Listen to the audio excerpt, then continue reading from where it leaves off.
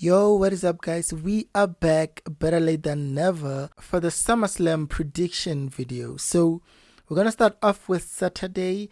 It's a two-nighter, so there's a couple matches to get here. I believe it's 12, which is not that far from an AEW pay-per-view when we count the pre-show stuff. So, let's get into it. So we're gonna start off with a six-man tag match or six-woman tag match, and we got the Bella Twins and Paige versus Fatal Influence. And I feel like this is, I don't know, because I feel like you could establish Fatal Influence as a trio or as a faction by having them beat like these commodities, this group of stars, divas. They're not divas anymore, but this legends basically. So that would be cool. But also Nikki Bella just came back, and I don't know, I would like if the Bella Twins and Paige lost and then the Bella Twins 10 on Paige. That would be cool. It would actually be like a pretty good story. So but I'm gonna go with the Bella Twins and Paige. I feel like they're probably gonna go there, so they can probably like run a tag team rematch with probably the Bella Twins. But I feel like if they turn on Paige, they could then be like, we want a rematch. It's not like there's other teams that are like actively trying to get the titles. Then we have Nick Aldis versus Gunther. For this one, I would assume that Gunther's not going to lose to Nick Aldis, who hasn't wrestled in some time. So I really hope Gunther doesn't lose to Nick Aldis.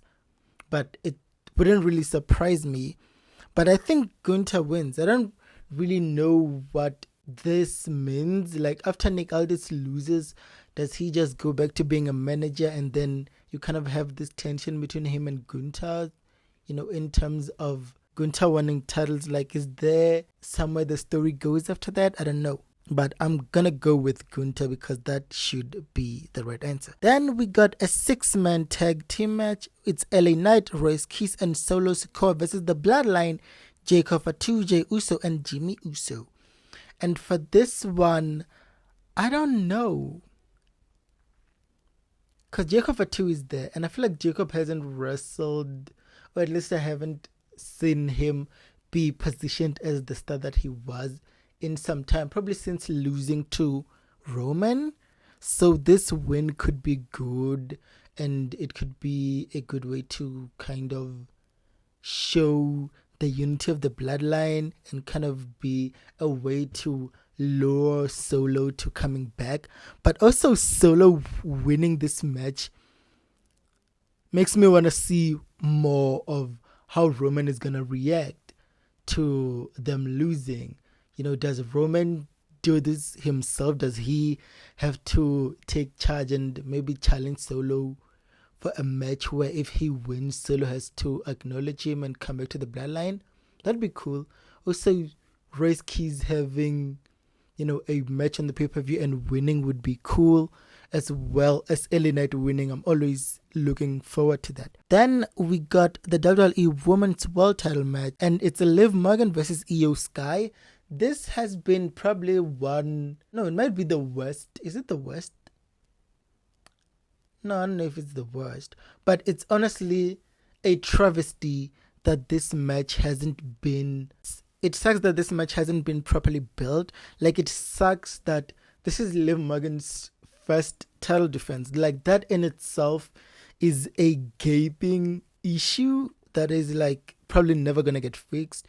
But her first defense, the build is shaky, so it kind of has this thing where, and I've seen a lot of people have the sentiment that Io should be champion, but be champion and do what?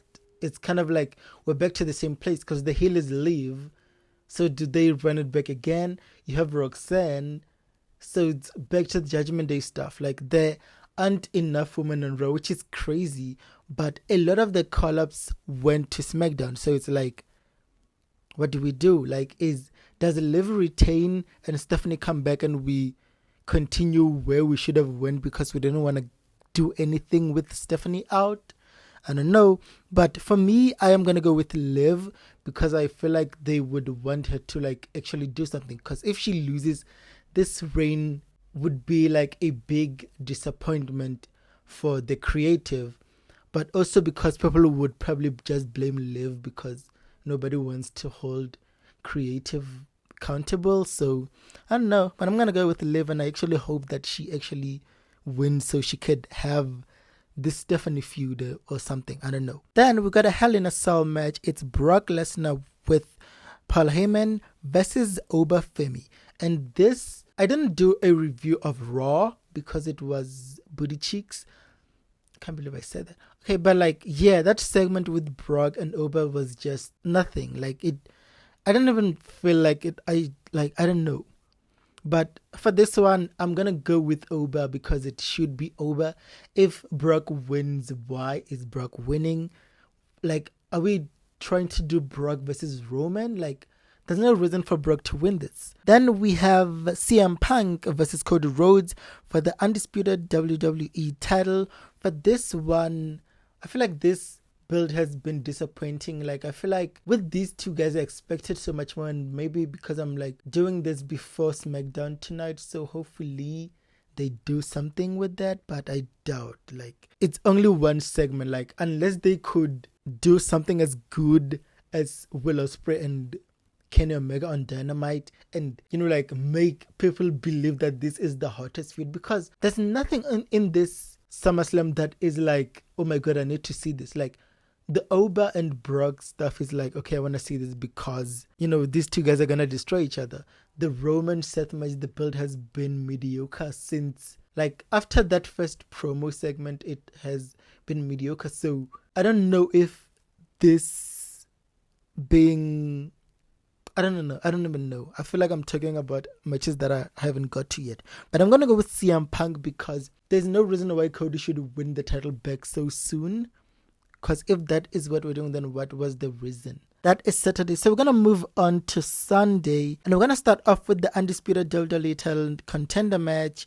And it's Sami Zayn versus Finn Balor. And for this one, I'm going to go with Finn Balor because that is just the Balor Club member in me who wants Finn to succeed. But I don't know. I feel like Sami should, the next time he challenges should probably be WrestleMania in Saudi and probably win. So I don't really mind if Finn wins this and challenge, hopefully win. It's never gonna happen probably, but wouldn't it be cool if Finn wins the title and then like they like run back and then he loses? Like a 2-month reign is all I'm asking for. Like, please. Then we have Trick Williams versus Baron Corbin. I do not give a singular F about this. I'm going to go with Trick Williams. Moving on to Danhausen and Dominic Mysterio. It's probably going to be Danhausen. Another one that I do not particularly care much about. We got the interim WWE Women's title. It's Charlotte Flair, Chelsea Green, Jade Cargill, Tiffany Stratton, and it's Julia. I would probably go like the crazy choice of Chelsea Green. I feel like this would be a good feel-good moment. Yeah. Then we got the WWE Intercontinental title. We got Penta versus Chad Gable, and I have pegged this one to be the best match of the entire 2-night event. And I got Chaddy Daddy Chad Gable winning. It's gonna be a bang. I feel like this is, from a match standpoint, this is the match I'm looking most forward to. And even from a story perspective, like maybe not the build because there hasn't really been much promos to like tell a story, but like from just the story heading into this and how they haven't had segments that lowered the hype for me, I feel like this is one of the best built stuff on here. Then the main event for the WWE Women's World title, for the WWE World Heavyweight title, we got Roman Reigns defending against Seth Rollins. This could be a pretty good match. Like, these two guys have great chemistry, and I feel like Roman has been, I mean, the Jacob Fatu matches were so, but also it was reported that Jacob wasn't well during that time because he was injured in that last match that they had. So, but like when you look back at that match against CM Punk, Roman's first 5-star match given to him by CM Punk, it's kind of ironic because they don't really like each other. Almost so Roman doesn't like Punk, I don't really know, nor do I care. that being said, I'm gonna go with Roman Reigns because Seth has come off a lot of times as a loser in this build. Like he's just, I don't know. I feel like if he hadn't turned babyface to remedy the disaster that was the Vision, I would say after this he should turn heel. But he just turned babyface like in his return. So like he hasn't really done much. So I don't really know what we do there. But those are my predictions. Let me know yours in the comment. Like, subscribe, and if this show bangs, I'll come back with some thoughts after the show.